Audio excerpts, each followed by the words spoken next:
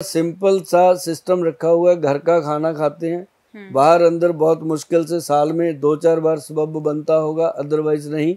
लेकिन हम एक त्रिफला पाउडर खाते हैं जो हम सबको खाने की सलाह देते हैं, क्योंकि वो एक ऐसा रसायन है आयुर्वेदिक ग्रंथ का कि एक दिन के बच्चे से लेके 100 साल का बुजुर्ग भी अगर उसको लेगा तो साइड इफेक्ट का तो मतलब ही नहीं है। उसके गुड इफेक्ट जो हैं अगर उनकी गिनती करने लग जाए तो एक उम्र कम हो जाती है कि उसके फायदे कितने हैं, मैं आपको बता दूं। लेकिन हमारे पंजाब की एक कहावत है कि 100 गज रस्सा सिरे पे गंढ, मतलब जितना मर्जी सुन लो, एक ही बात कहेंगे कि अगर आप त्रिफला चूर्ण खाना शुरू करेंगे आप खुद ही 2-3 महीने में बोल दोगे कि थैंक यू यार, थैंक यू गोयल, ये बात बहुत बढ़िया हो गई। अब गट हेल्थ बहुत अच्छी है, टॉयलेट बहुत सही से आ रही है, खाने की भूख सही टाइम पे लग रही है, खाना पीना हजम हो रहा है और शरीर में पहले से ज़्यादा तंदुरुस्ती है, चुस्ती है, घबराने की कोई बात ही नहीं है। 1 चम्मच त्रिफला शाम को 5 बजे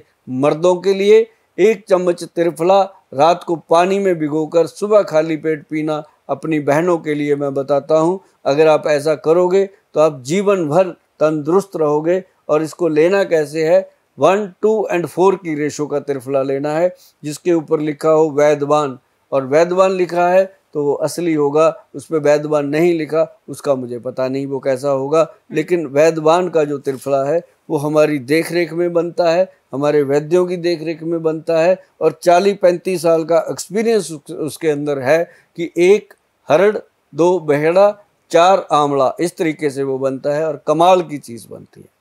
वैसे मैंने भी ट्राई किया है, लास्ट एपिसोड जो हमने किया था उसके बाद से मैं भी रेगुलर हाँ, आपको बताया था, बिल्कुल काफी फायदा है, बहुत बढ़िया है, चमक रहे हो पहले से आप। चलिए एक और नुस्खा बता ही दीजिए, जब इतने बताए हैं आपने तो। एक प्रॉब्लम होती है, अक्सर लड़कियों में भी होती है और आदमियों में भी होती है, कई सारे लोगों ने कमेंट्स भी किया था कि हम लोग जब लेट तक बैठते हैं या फिर चेयर में बैठते हैं या फिर थोड़ा चलते हैं तो पैरों में सूजन आ जाती है, जांच पर भी कुछ खास पता नहीं चलता क्या हो रहा है, तो वो क्या होता है, उसको क्या घर में रसोई के जरिए ही सही किया जा सकता है?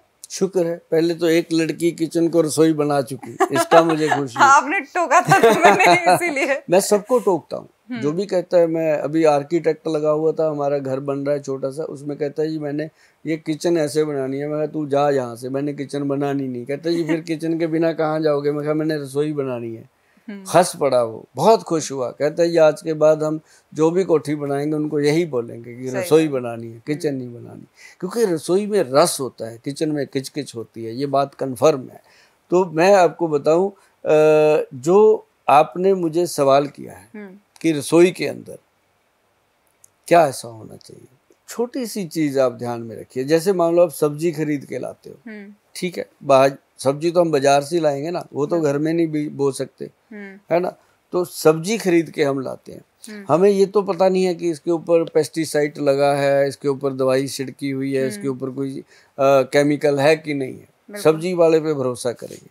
और एक चीज मैं आपको बता दूं कि सब्जी वाले के साथ कभी तोल मोल ना कीजिए, रेट कम ज्यादा उसके साथ ना कीजिए। उसके साथ कभी भी आप ये ना कीजिए कि इतने लगा ले, इतने कर ले। आप जितना मर्जी जोर लगा लो, वो नीचे बट्टा लगा देता है, आपको किलो की जगह 800 ग्राम दे देगा। उसने भी तो बच्चे पालने हैं ना, सही बात। कहीं तो कुछ करेगा। अगर आप उसको कहो कि भैया सब्जी क्या, वो कहेगा ये 100 रुपये किलो है, कि 105 ले ले, लेकिन ये बता कि ये सही है।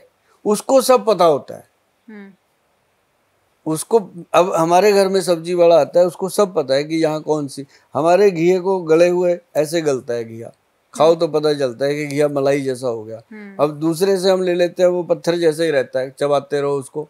तो उनको सब पता होता है कि क्या है। अब सब्जी वाले से आप कम ज्यादा करते हो, रेट कम करते हो, कभी कुछ करते हो, तो वो कहता है ये कस्टमर ऐसा ही है। जब भी आप उसके पास जाओगे वो आपका पहले ही प्लान अंदर सेट कर लेता है कि इसको मैंने ऐसे करना है। तो आप उसके साथ मत करो, क्योंकि वो उसने बच्चे पालने। आप होटल में खाना खाते हो, वहाँ 200 रुपये का खाना खाते हो, 20 रुपये वेटर को टिप दे देते हो, वहाँ तो दे देते हो, कुछ नहीं करते। 200 रुपये GST भी दे देते हो, 18% 36 रुपये, तो वो देने में कोई प्रॉब्लम नहीं है। वो बेचारा आपको ला के घर पे दे के जाता है सब्जी, उसको क्यों कम करते हो? बल्कि उसको पानी पूनी पूछ लिया करो कभी, वो आपको अच्छी चीज़ें दे के जाएगा, उसको नॉलेज होती है। सब्जी वाले को बहुत नॉलेज होती है मैडम। जैसे आप जो भी काम करते हो, आपको अपने काम की गहराइयाँ पता होंगी। ऐसे ही सब्जी वाले को अपनी सब्जी की गहराइयां पता होती हैं कि कौन सी ग्रेड 1 है, कौन सी 2 है, कौन सी 3 है। अगर तोल मोल करोगे तो आपका लीवर फैटी 3 ग्रेड आएगा। अगर आप उससे सब्जी वाले से कभी तोल मोल नहीं करेगा, आपका लीवर भी ठीक रहेगा, क्योंकि वो सही सब्जियां देके जाएगा। तो रसोई के अंदर जो चीज़ आप लेके आते हो, ये चीज़ एक तो ध्यान रखिए। दूसरा, उसको ला करके पानी में डाल दीजिए कुछ समय के लिए, उसके अंदर नींबू डाल दीजिए काट काट के, नींबू का रस नहीं, नींबू के पीस काट काट के डाल दीजिए, खीरे के पीस काट काट के डाल दीजिए, वो अल्कलाइन वाटर बन जाता है एक तरह से, पुदीना पुदीना डाल के। उसके साथ आपकी सब्जी में काफ़ी चीज़ें सेफ हो जाती है, तो वो कर सकते हो। और दूसरा, कोई भी चीज़ आप खरीदते हो, बहुत ध्यान रखना, चाहे आप कोई चिप्स का पैकेट खरीद रहे हो, चाहे आप कोई भी खाने पीने की चीज़ खरीद रहे हो, आप एक चीज़ का ध्यान रखना, उसके ऊपर एक तो मैन्युफैक्चरिंग डेट देखनी है और एक एक्सपायरी डेट जरूर देखनी है। ये चीज़ बहुत लोग नहीं देखते। कई लोगों को मैं पूछता हूँ कि यार इसकी एक्सपायरी क्या है, कहते हैं हमने तो कभी देखी नहीं। अरे भाई, देखना चाहिए। आप एक्सपायरी देखना शुरू करोगे तो कंपनियां अलर्ट हो जाएंगी, आपको फ्रेश चीज़ें देना शुरू करेंगी। नहीं तो आपको पता ही नहीं चलता कि कौन से सन की बनी हुई आप फ्रूटी पी गए, कौन से सन का बना हुआ आप कोल्ड ड्रिंक पी गए। तो मतलब ये है कि उन चीज़ों के भी लीवर के ऊपर बैड इफेक्ट पड़ते हैं। भाई साहब, मैं ये कहना चाहता हूँ कि अपने लीवर को वही चीज़ दीजिए जो इसको स्वस्थ रखे, बिल्कुल मस्त रखे। जो चीज़ आप इसके ऊपर गलत डालोगे उसका गलत आउटपुट आएगा, चिब खिड़बा आपका मुंह हो जाएगा और बाल झड़ जाएंगे, शरीर चल नहीं पाएगा, थकावट चढ़ने लगेगी, छोटी सी चाल चल के आपका सांस फूलने लगेगा।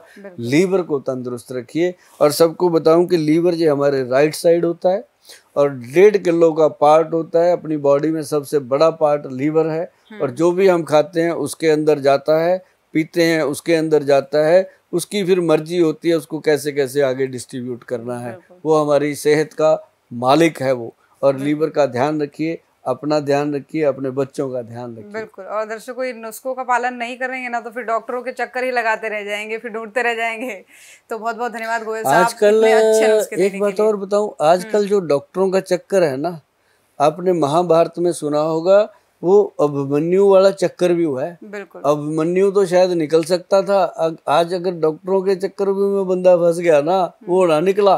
मैं आपको बता दूं, उसके लिए अगर घर में कोई भी बीमारी हो जाए, किसी को भी हो जाए, अपने आस पास नियर बाय कोई भी आयुर्वेदिक का वैद्य देखिए, ढूंढिए, उसकी सलाह लीजिए, उससे दवा लीजिए। सबका इलाज सुभाष गोयल अकेला कहाँ करेगा? 140 करोड़ की आबादी में एक अकेला क्या करेगा ये? और आपको इतने लाखों वैद्य दे रखे हैं आज हमारे इंस्टीट्यूट्स ने, तो आप उन वैद्यों से मिलिए, उनसे इलाज करवाइए, उनकी सलाह लीजिए। बिल्कुल गोयल साहब, बहुत धन्यवाद आपका, क्योंकि समय की भी पाबंदी होती है। उम्मीद करते हैं दर्शकों को बहुत पसंद आए होंगे नुस्खे। और पेन कॉपी पेपर लेकर के बैठ जाइएगा, रिपीट कर लीजिएगा प्रोग्राम, लेकिन आपको ये सब चीज़ें आजमानी है। तो बहुत बहुत धन्यवाद गोयल साहब, और दर्शकों आपका भी बहुत बहुत धन्यवाद।